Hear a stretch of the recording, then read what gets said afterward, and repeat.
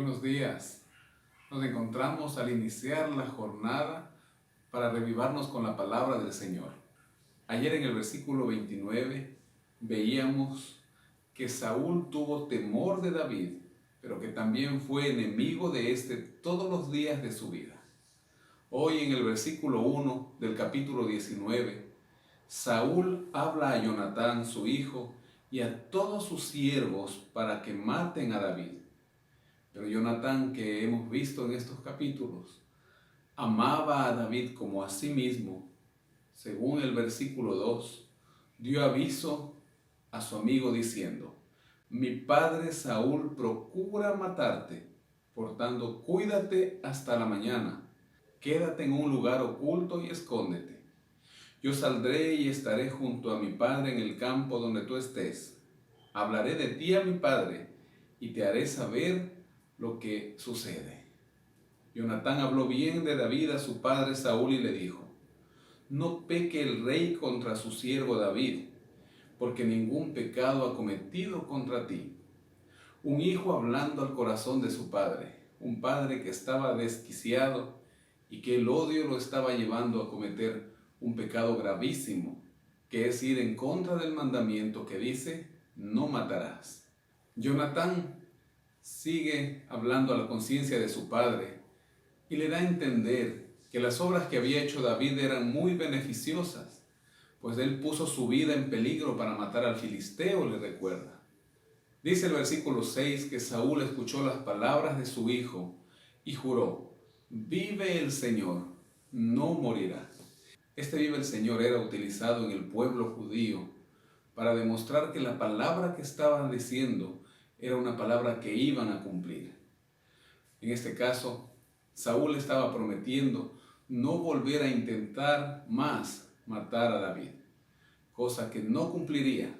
Por lo tanto, estaba violando el tercer mandamiento, porque estaba tomando el nombre de Dios en vano.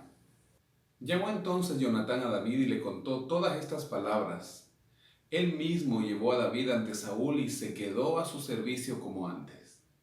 Pero luego hubo nuevamente guerra, y salió David y peleó contra los filisteos. El espíritu malo vino nuevamente sobre Saúl, de acuerdo al versículo 9, y se apoderó de él.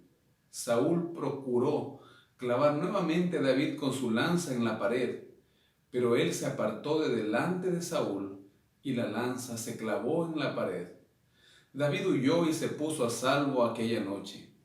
Saúl luego envió mensajeros a casa de David para que lo vigilaran y lo mataran por la mañana. Ya era la segunda vez que Saúl, teniendo al frente de él a David, intentaba clavarlo con su lanza.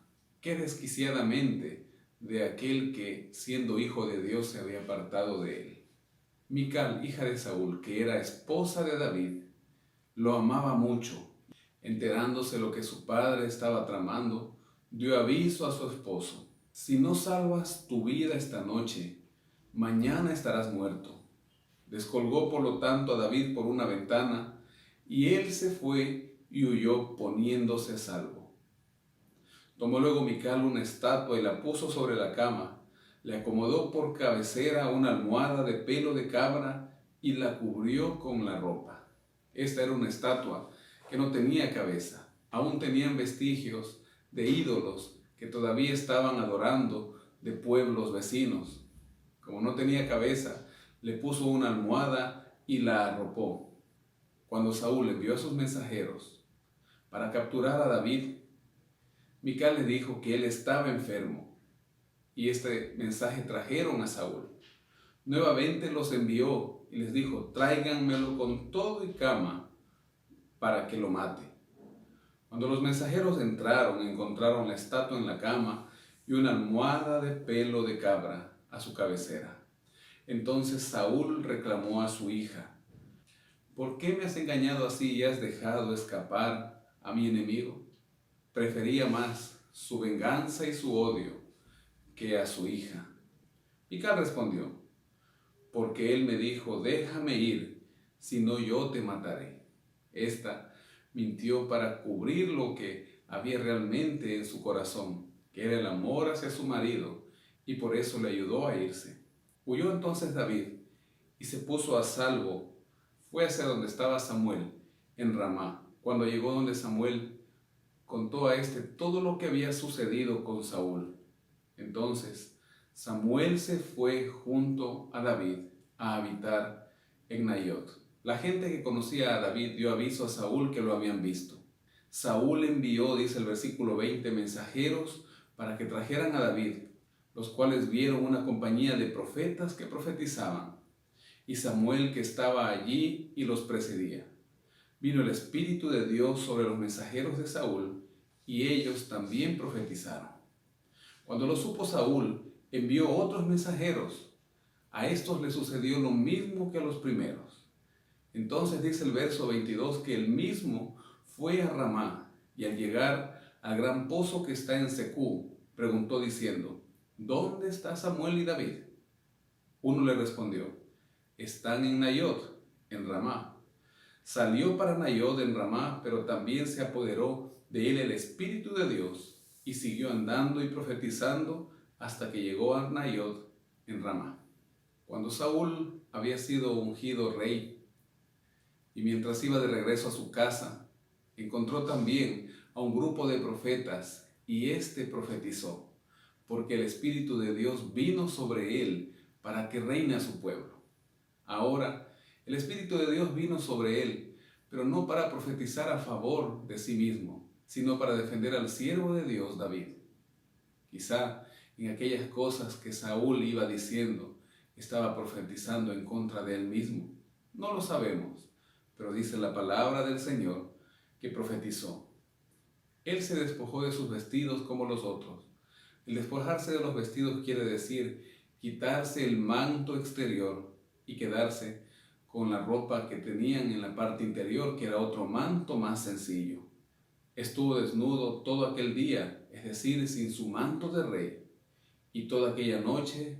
De aquí el dicho: también Saúl entra en los profetas, porque el Espíritu de Dios permitió que este hombre profetice. Hoy este capítulo nos lleva a reflexionar.